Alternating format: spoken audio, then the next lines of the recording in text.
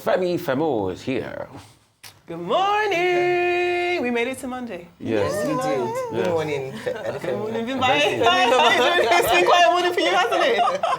I'm still here, going It's strong, a long going morning strong, for going me, strong. but- Funny, and I'm not a morning person, funny enough, It's a so... 5-hour morning. It'll make you, 2 I hours rise with with the daybreak, dawn. another 3 hours. Well done. Well done. Meanwhile, y'all need done. to watch Daybreak, support our ministry. Always. Good morning to you viewers. Let me tell you what is happening around the world. Now, if we go to our first story, we can tell you what is happening. Now, North Korea has announced that its nuclear weapons status is irreversible, signaling a potential escalation in global security tensions. Now, the permanent mission of North Korea to the United Nations with these comments has clearly denounced US claims or moves for denuclearization and accused America of interfering with its internal affairs. This development by North Korea does raise questions about the effectiveness of international sanctions and the future of nuclear non-proliferation efforts. Now, the implications for regional stability in East Asia and the broader international community are profound. Now, to a country that we don't usually talk a lot about, Albania. Now, Albania's Prime Minister, Edi Rama, has appointed an artificial intelligence-generated minister to tackle corruption and promote innovation in his new cabinet. Now, this new AI minister, officially named Diela, which is the female form of the word sun in the Albanian language, was appointed on Friday and is a virtual entity. So the Prime Minister, Mr. Rama, said that this AI-generated bot would help ensure public tenders are completely free of corruption and assist the government in operating more efficiently and transparently. Diela, portrayed wearing a traditional Albanian folk costume, was developed earlier this year in partnership with Microsoft. She serves as a virtual assistant on the e-Albania public service platform, helping users navigate the site and access around 1 million digital inquiries and documents. And finally, to Burkina Faso.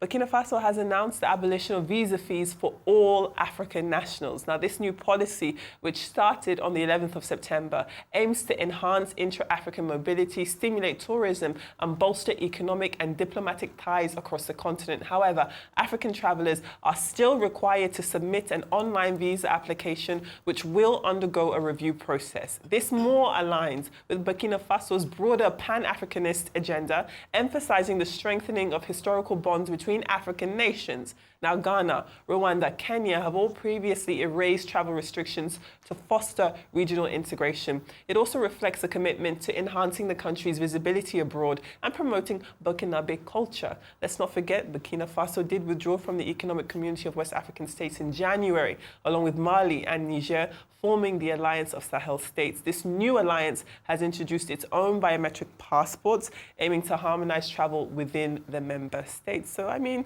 clearly, Burkina Faso understands the importance of, regional integration, and even though it left ECOWAS, it seems to want to open its doors in another way. What do you think, Rebecca? Absolutely. I mean, I think it's a step in the right direction. I mean, besides the conversation which dominates around Burkina Faso, now seeming to have what we can call a benevolent dictator, for lack of any other term to call him, not a democratically elected leader. Yes.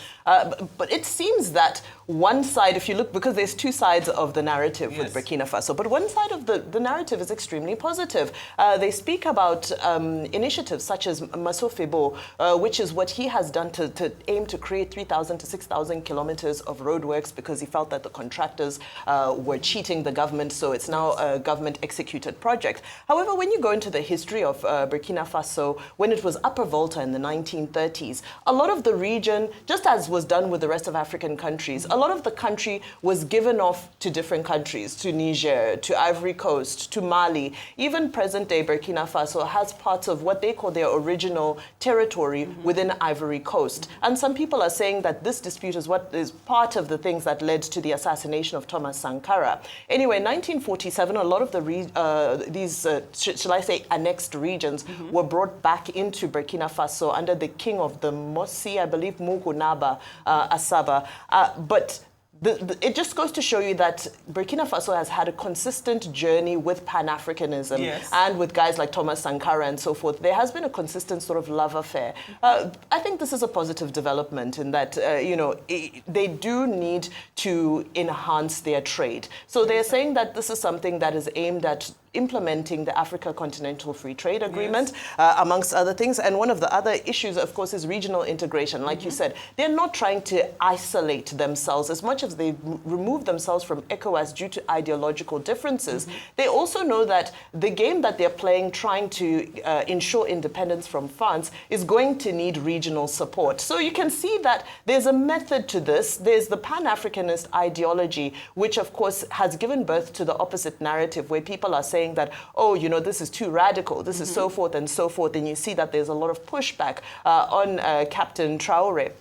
But all in all, I think that things seem to be moving in a positive direction, but it's important to also get updates on allegations of human rights abuses that are said to be taking place in that country. Very quickly to Albania. So I used to go to Tirana when I was a kid. Really? And we used to road trip from Belgrade, Yes. And it was one of the most backward countries you would ever imagine.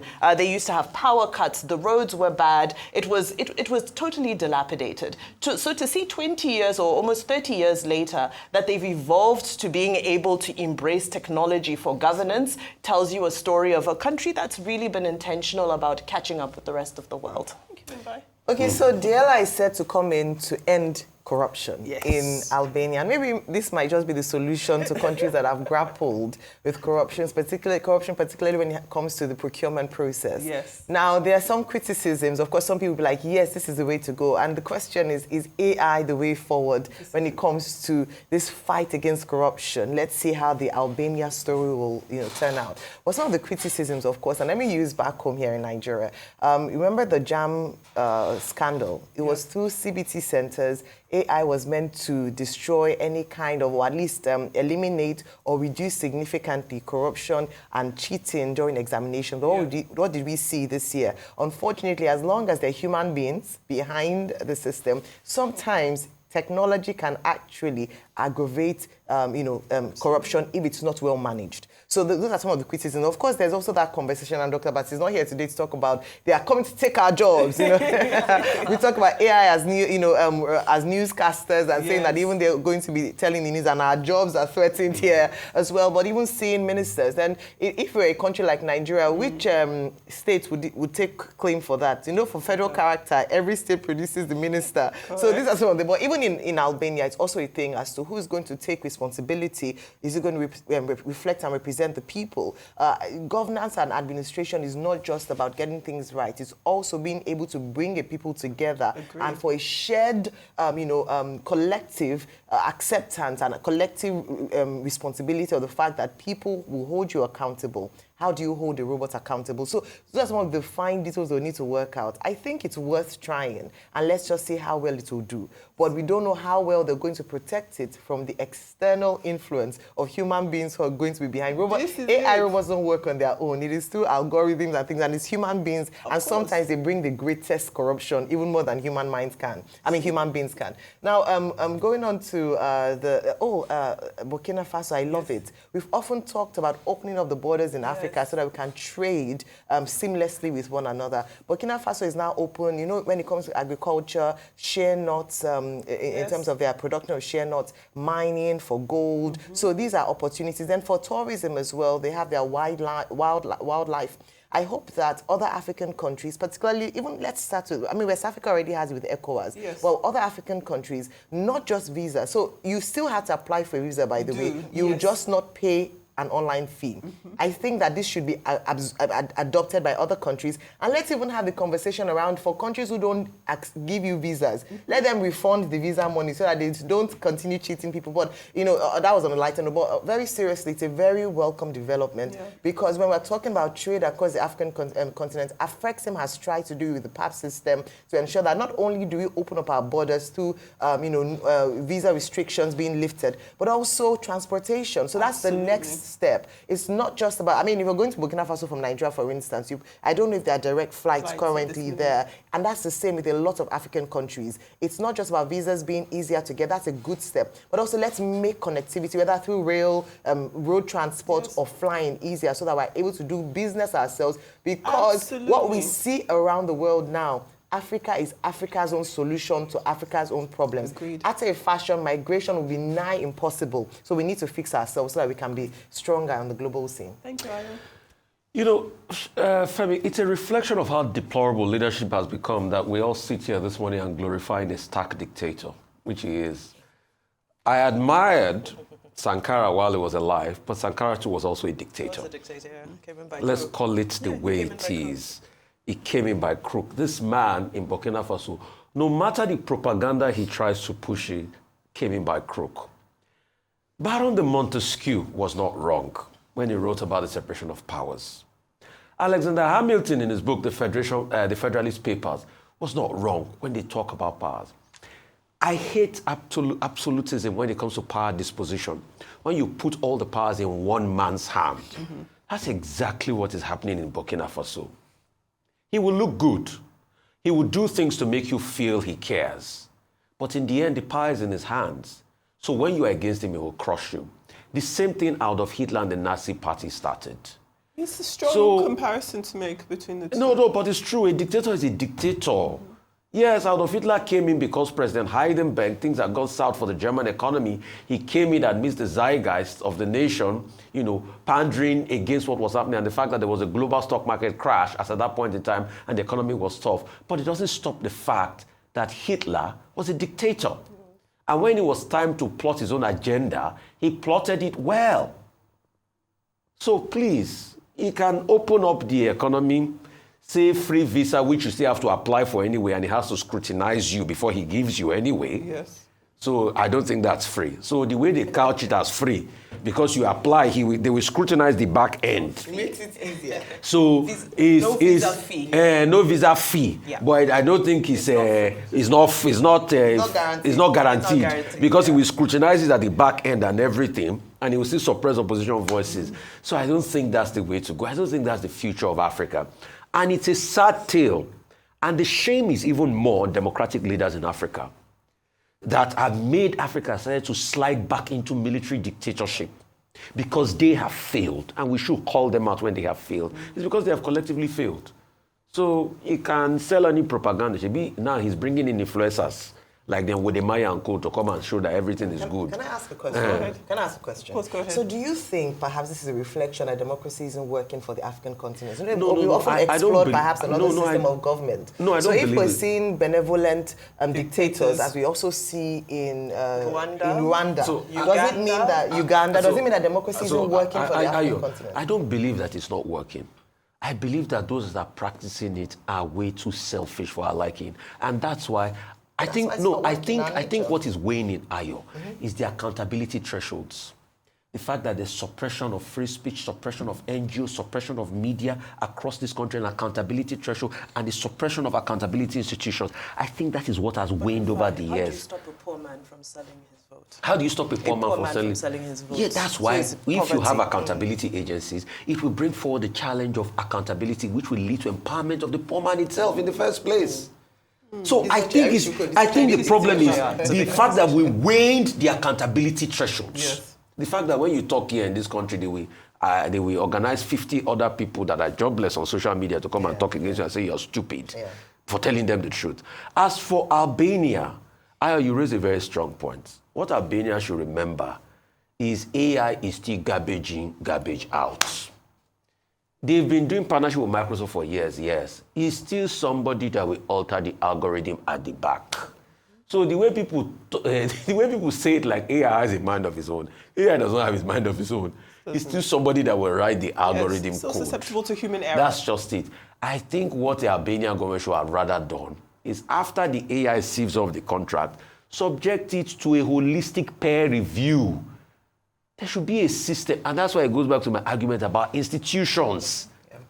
Why is democracy failing in Africa? They are killing the institutions. That's what the leaders first do. Okay, are we not talking about institution today? The case in Rivers.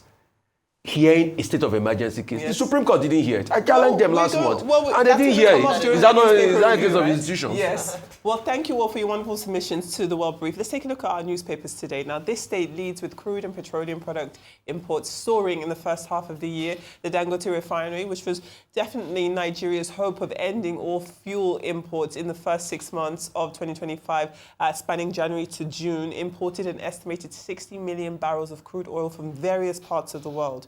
while Nigeria's fuel importation also hit over 4 trillion naira during that period. The paper also reports on President Tinubu likely keeping Shettima as his vice president come 2027. The presidency has said that discussions about the running mate will only happen following conventions and all of this stuff in terms of confirmation. But there are also speculations that Shettima might be replaced. You'll remember a fight did break out during one APC stakeholder summit in Gombe State. And there was a huge fight that broke out when that meeting endorsed Tinubu but didn't actually mention Shettima. So very interesting times ahead. To the Punch, which leads with emergency rule in Rivers reportedly winding down as sole administrator, Vice Admiral Ibas has defended his tenure over the past 6 months. He says that he has restored law and order, peace and stability. He also confirmed that the release of withheld local government allocations would be coming. He assured that workers' salaries would be paid while calling for forgiveness, reconciliation, trust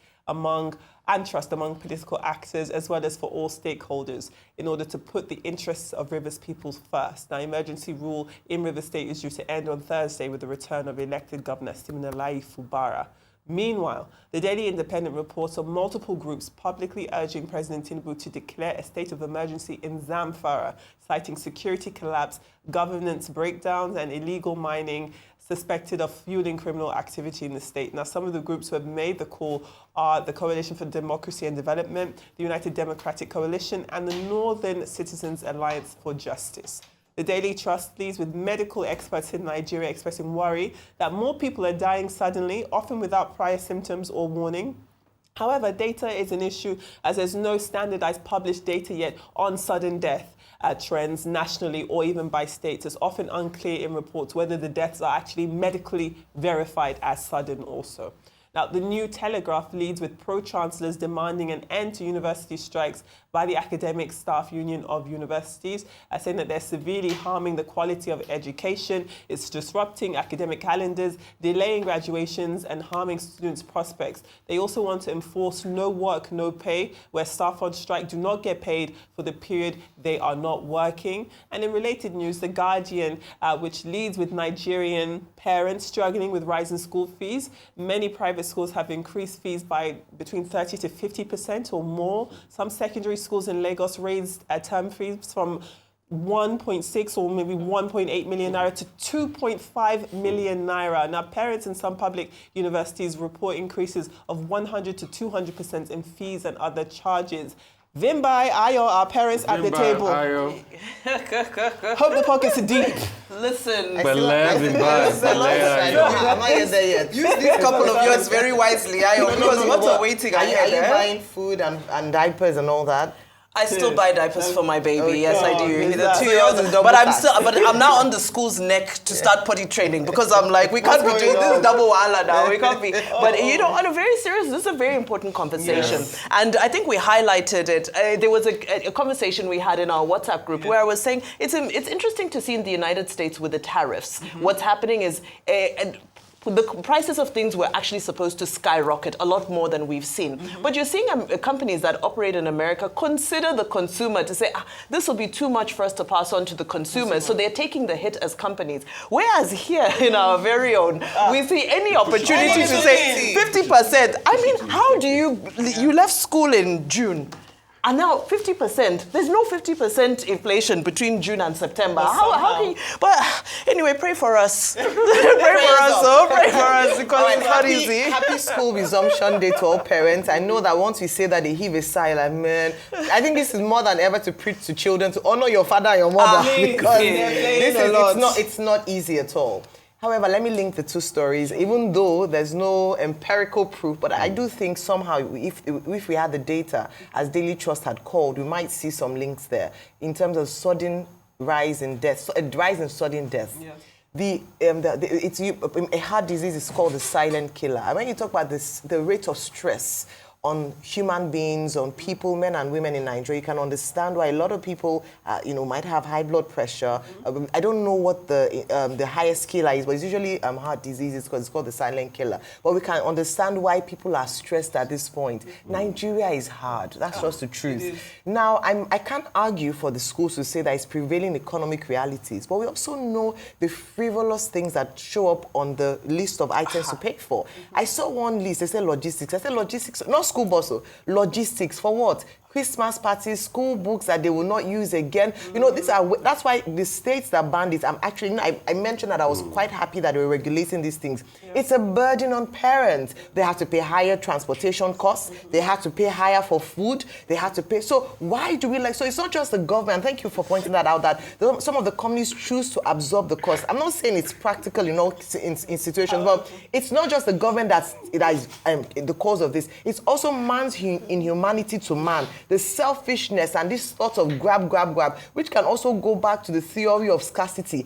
and this mindset that we need to keep taking and taking because we don't know what the future holds. Just a people who are greedy, who want to cheat people, and that's very unfortunate. But also, the prevailing economic reality is also reflecting in the school fees. So again, happy school fees week. May God continue to provide for everybody. At least the kids won't be overeating at home. You know the reason why I was laughing is that our producer says the funniest things. I said, principal, guys go spar. That's why school fees. But you see, Ayo, and Vimbai, you're totally spot on. And when you look at things like school fees and stress, there's a direct correlation on sudden death. And also, so I do a lot of medical outreaches. Yes. And I interview people. I'm there on the ground myself. You know what I discovered? There's a new trend in town. People are skipping their BP medications because there's no money to buy the drugs. Yes. That's tough. A lot of people are supposed to be on BP medication are skipping their medication, and it's really affecting them. So that's why we need to do a lot. And that's why my argument, it goes back to institutions. We're talking about school. I mean, I didn't go to bougie primary schools. I went to government-owned schools, and they were good quality. Yes. Today, can you send your child to a government-owned school? What's the quality? So why can't we go back to the days where government-owned schools had a level of accountability? And in Zamfara states, you see part of the hypocrisy politicians play. That call for state of emergency, I would like to confirm to you, is very political. And, you know, some pair groups allow themselves to be used by political actors to say all sorts of things when they're having brickbats. And let me prove it to you, my empirical facts. There were 5 polling unit elections that were held in Zamfara State. Do you know the number of military that was put in there and police just to allow a particular political party win? So if the group is saying that insecurity, and the 5 polling units election that they deploy loads of police and military just because APC wanted APC to win, why can't they deploy that same police now to Zamfara State to ensure? So you can see how people are politically minded in nature and things like that. So you see, there's a lot of politics going on in this country. Lawal did come out a few weeks ago. I think it was also on the Daily Trust where they quoted him saying that he knows where these bandits are. Yes. And essentially just making the point that he doesn't have control of the military. That's so just it. If it is possible for the federal government to deploy the military come out to say when for 5 polling units, so 5 polling units, the military and everybody fool the states. But when you need them for that military, in fact, they recruited military and boy from Gombe for 5 polling units. But when you need that military to fight insecurity and banditry, they are nowhere to be found. Yeah. Okay, well, thank you so much, Adefemi. And think well when you start having children, because I'm going to have to start saving money from now. Then they're asking people to go and marry. Will you pay for the school fees? Will you pay for the wedding? Thank you so much, Adefemi.